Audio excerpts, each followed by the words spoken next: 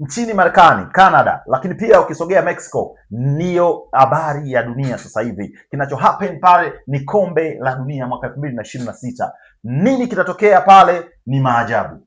Tumeshuhudia mechi kadhaa zimeshaanza kupigwa, lakini unawezeje kulizungumzia kombe la dunia mwaka 2026 ambalo linaendelea pale nchini Marekani?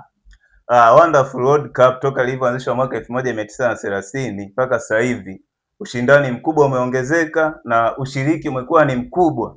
Takriban mechi 104 zinapigwa mpaka Julai. Kwa ni kombe ambalo limeleta taharuki nje ya uwanja na ndani ya uwanja. Ikumbuke kulikuwa na vituko vingi kabla ya kwanza kwa mechi ya ufunguzi kati ya South Africa na Mexico ambayo ilipigwa kule Mexico City, Amerika Kusini kaskazini kama sikosei. Tutegemee kuona kombe la dunia mwaka huu likitumiwa sana kama wigo wa kufanya au kulipiza visasi vya kisiasa, kwa sababu tumeshuhudia kwa mfano watu wa Iran wamewekewa vikwazo kidogo pale nchini Marekani na wamelazimika kuingia kwa kupitia Mexico, na tunajua kwenye kundi lao kule kuna Israeli na kuna wao Marekani na kuna wao Iran. Lakini pia vivyo hivyo tumeshuhudia South Africa, watu ambao kule kwao kuna habari zinazungumzwa za xenophobia, wao kufukuza wageni, na tumeshuhudia watu wengi kutoka Nigeria kwenda Mexico kwenda kumshangilia mpinzani wa South Africa kwa kisha anashinda, na wachezaji wa South Africa wanasema kwamba walitamaushwa sana na hali ile na walisikia vibaya sana kuona Waafrika wenzao wanashangilia wao kufungwa. Tutegemee matukio kama haya kuendelea katika kombe la dunia?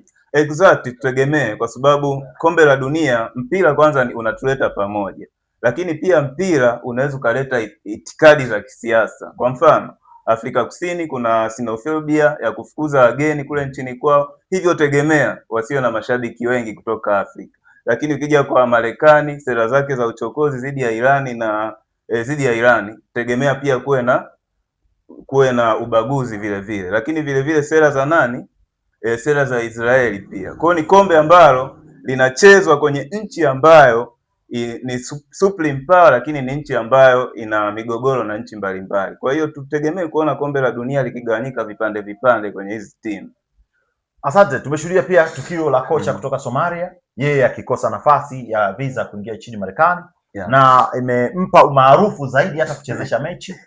FIFA pia wameonekana wamekiri kwamba watamlipa pesa zake zote, lakini wakati huo huo amepewa nafasi ya kuchezesha tunasema ile Super League kati ya mshindi wa kombe la shirikisho la upande wa Europe na yule mshindi wa club bingwa upande wa Europe, kwa maana kwamba Aston Villa dhidi ya PSG. Amepewa hiyo nafasi pia ya kuchezesha, lakini pia Canada wanamwambia kwamba wanamhakikishia kama anaweza kufika aweze kufika na aweze kuchezesha mechi ambazo zitakuwa upande wa Canada. Nini picha hii inaleta?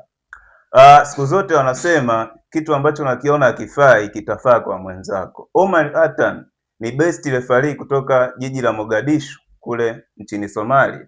Ni refa ambaye ameprove kwa kuchezesha robo finali na nusu finali za CAF last season iliyopita.